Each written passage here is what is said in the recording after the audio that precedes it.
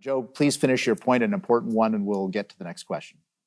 Yes, I wanted to talk about the cost of getting to where the government has committed us to reduce emissions from, I think it's 2005, by 40 to 45% by 2030, according to the Institute of Sustainable Development, Sustainable Finance, I guess, which is associated with the university, the Queen's University, would cost $200 billion in the next 9 years. And RBC Economics said that to get to net zero by 2050 would cost the Canadian economy $2 trillion.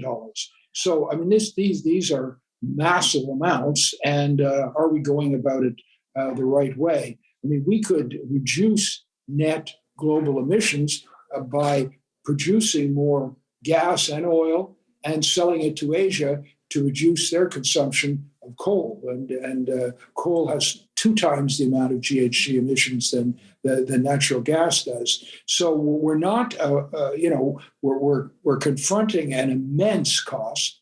And I don't think people realize how it's going to impact on them, because when you talk billions, it doesn't have meaning. No. It's when it affects their personal pockets, which it will, and there's a potential for sort of a financial crisis. And are we doing the sorts of things which could actually enhance our contribution while allowing our economy to grow? And perversely, we're doing the opposite in both areas. Yeah, let's get to Gary Marr point of view. Gary, obviously, Justin Trudeau, while at COP26, announced basically a cap on emissions for the oil and gas sector for Canada. Give us your take on what Mr. Trudeau's position is and what it means. Well, I think that it has caused some alarm in the oil and gas industry. I agree with Joe when he says that we're going to be continuing to use fossil fuels for many, many decades to come, and that we should give credit to the oil and gas industry for the types of efforts that they're making to decarbonize industrial process and being able to recover energy while at the same time, containing and sequestering the CO2. I think this is a step in the right direction. But I want to talk a bit about how the Prime Minister seems to think that, for example, converting vehicles to electric vehicles by 2035 creates its own sort of pathway of environmental concerns.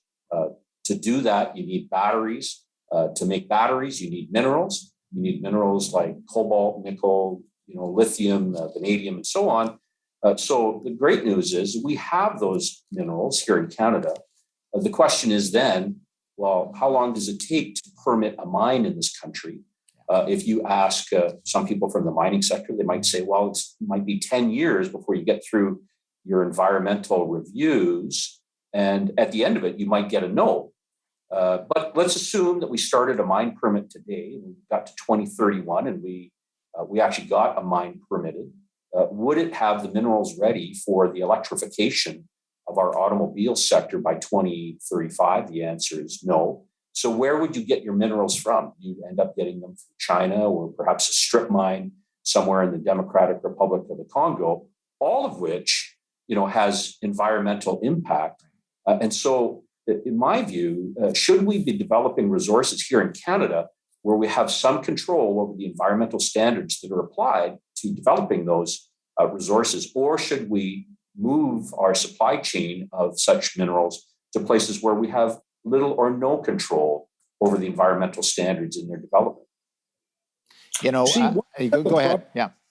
Yeah, one of the problems with COP and the environmental alarmism is that it's always the last best chance. Every year, this is the last year, and if we wait one more second, we're doomed. It's a climate catastrophe, but we just maybe have a chance that we act instantly.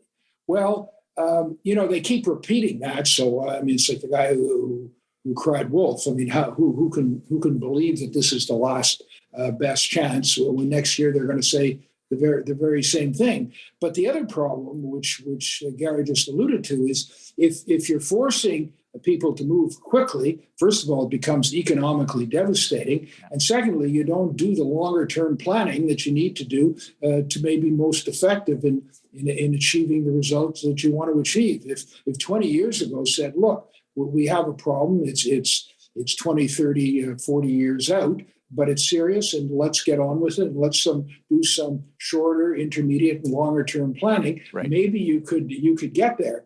But this constant screaming that the house is on fire doesn't help you adapt, and it Right. doesn't help you, do. We're going to have to take essential. another brief break. I'm sorry to break in, but we do have to take another break. We'll be right back after these messages.